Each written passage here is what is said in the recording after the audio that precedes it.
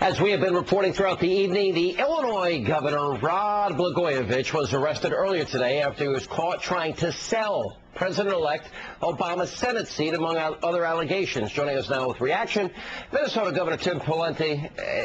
It's almost impossible to wrap your arms around this, isn't it, Governor? What do you think? Well, Sean, I think the only thing he seems to have stopped short of is putting it on eBay. If these allegations are true, obviously it is brazen, it is sad, at a time when we need public confidence and trust, and a time to rally around the challenges of today. We just hope this isn't true. It would be a terrible effect on public confidence. These conversations with tape, we have the quotes. I mean, the evidence seems rather incontrovertible and fairly overwhelming. I don't think it's I agree. Yeah. I agree. It looks like he's got his hands in the cookie jar, no question. All right, now bring our audience. You know how I feel about Al Franken. I think he's dishonest. I think he'd be a bad senator. He's failed at everything he's done. At no point has he overtaken Norm Coleman in the lead. Tell us the status in terms of the final point in the recount, because I think Al Franken's going to try and drive this race into the United States Senate so his buddies Chuck Schumer, Durbin, and Prince Harry Reid can help him steal the election. That's my take. What is happening on the ground, and what do you see happening in the future?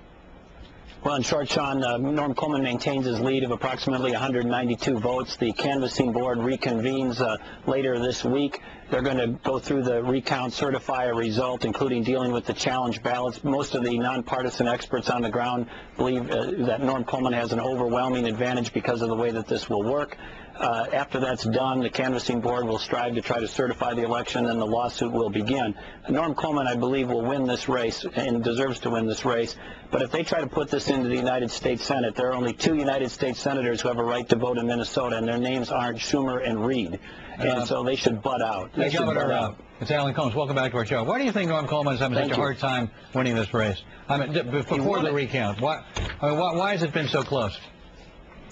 Well, keep in mind, Alan, and by the way, I'm saddened to see that you're going to be leaving the show. I know all the guests appreciate you. You're a good sport, and thank you for what you've done on the show. By the way, Governor, not all the guests. Some maybe not even all the hosts.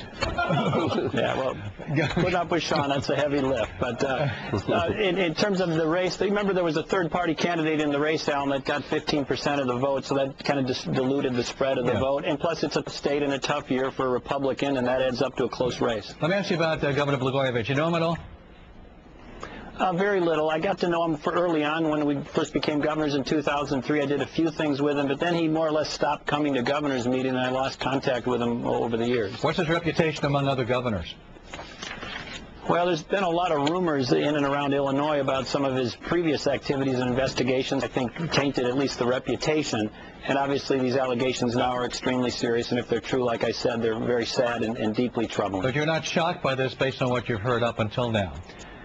Well, I did some campaigning in Illinois, so I had a chance to visit with some local legislators and some other things last fall, and they were explaining to me some of the previous allegations and rumors and investigations. And so while none of those had resulted yet in an indictment or a conclusion, it at least created the impression or the concern that perhaps not all was well in Illinois. Should he resign?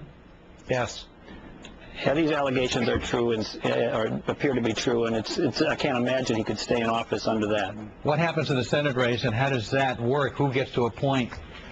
Or should there be a special election, do you think? Well, I think a fair thing to do would be allow a special election under these circumstances. I mean, how could you have an appointment process that wouldn't appear tainted or create a cloud of suspicion or concern? And so I think a fair thing to do would be to open up to a special election. Governor, thank you very much for coming on. Appreciate it very much. You're welcome, Alan. Thank you. Thank you for your kind words. Coming up, still trying to